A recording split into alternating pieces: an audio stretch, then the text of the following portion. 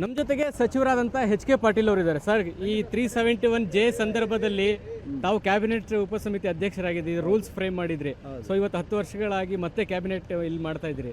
ಎಷ್ಟು ಸಮಾಧಾನ ಇದೆ ಈ ರೂಲ್ಸ್ ಫ್ರೇಮ್ ಮಾಡಿದ್ದಿರ್ಬೋದು, ಈ 371J ಜಾರಿಯಾಗಿದ್ದಿರ್ಬೋದು, ಇಲ್ಲಿ ಜನರಿಗೆ ಅನುಕೂಲ ಆಗಿದೆ ಅಂತ? 371 ಜಾರಿ ಮಾಡೋದು ಅಲ್ಲದೆ ಸನ್ಮಾನ್ಯ ಸಿದ್ದರಾಮಯ್ಯನವರು ಕ್ಯಾಬಿನೆಟ್ ಉಪಸಮಿತಿ ರಚಿಸಿ ಅಡ್ಮಿಷನ್ಸ್ ಹಾಗೂ ಉದ್ಯೋಗದಲ್ಲಿ ಮೀಸಲಾತಿಯನ್ನು ಮಾಡೋದ್ರ ಮೂಲಕ ಲಕ್ಷಗಟ್ಟಲೆ ವೈದ್ಯರನ್ನು ಹಾಗೂ ಇಂಜಿನಿಯರನ್ನು ವಿಶೇಷವಾಗಿ ನಿರ್ಮಾಣ ಮಾಡಿರ್ತಕ್ಕಂಥದ್ದು ಯಾವುದಾದ್ರೂ ಇದ್ದರೆ 371Jದ ನಂತರ ಬಂದಿರತಕ್ಕಂಥ ರೂಲ್ಸ್ಗಳು, ನಮ್ಮ ರಾಜ್ಯ ಸರ್ಕಾರದ ನಿರ್ಣಯಗಳು.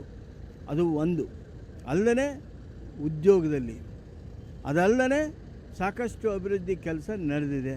ಒಂದು ರೀತಿ ಏನು ಸನ್ಮಾನ್ಯ ಧರ್ಮಸಿಂಗ್ರವರು, ಸನ್ಮಾನ್ಯ ಖರ್ಗೆ ಅವರು ಆ ಸಂಕಲ್ಪ ಮಾಡಿ ಕನಸು ಕಂಡು ಏನು ದೊಡ್ಡ ಹೋರಾಟ ಮಾಡಿದರು, ಆ ಹೋರಾಟಕ್ಕೆ ನಿಜವಾದ ಜಯ ಸಂದಿದೆ. ಸನ್ಮಾನ್ಯ ಸಿದ್ದರಾಮಯ್ಯನವರು ಏನು 8% ಅದರ್ ದೆನ್ ಹೈದರಾಬಾದ್ ಕರ್ನಾಟಕ ಏರಿಯಾದಲ್ಲಿರ್ತಕ್ಕಂಥ ಸೀಟ್ಗಳನ್ನು ಸಹಿತ ಒದಗಿಸಿಕೊಟ್ಟು ಆ ಒಂದು ಕ್ರಾಂತಿಕಾರಕ ನಿರ್ಣಯ ಮಾಡಿದರು.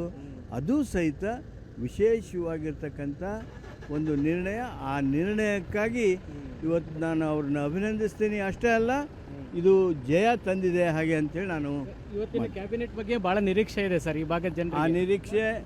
ಆ ನಿರೀಕ್ಷೆ ನಿಜವಾಗಿಯೂ ಜನ ನೆನಪಿಡುವಂಗೆ ಆಗುತ್ತೆ. Okay, thank you sir. ಇದಿಷ್ಟು ಸಚಿವರಾದಂಥ ಎಚ್ ಕೆ ಪಾಟೀಲ್ ಅವ್ರ ಮಾತು. ಕ್ಯಾಮ್ರಾಮನ್ ಮುನಿಯಪ್ಪ ಜೊತೆಗೆ ಮಾರುತೇಶ್ ಹುಣಸನಹಳ್ಳಿ, ಏಷ್ಯಾನೆಟ್ ಸುವರ್ಣ ನ್ಯೂಸ್, ಬೆಂಗಳೂರು.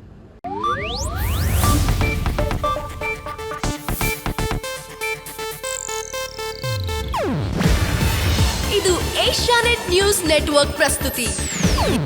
ನೀವು ನೋಡ್ತಿದ್ದೀರಾ ಏಷ್ಯಾನೆಟ್ ಸುವರ್ಣ ನ್ಯೂಸ್.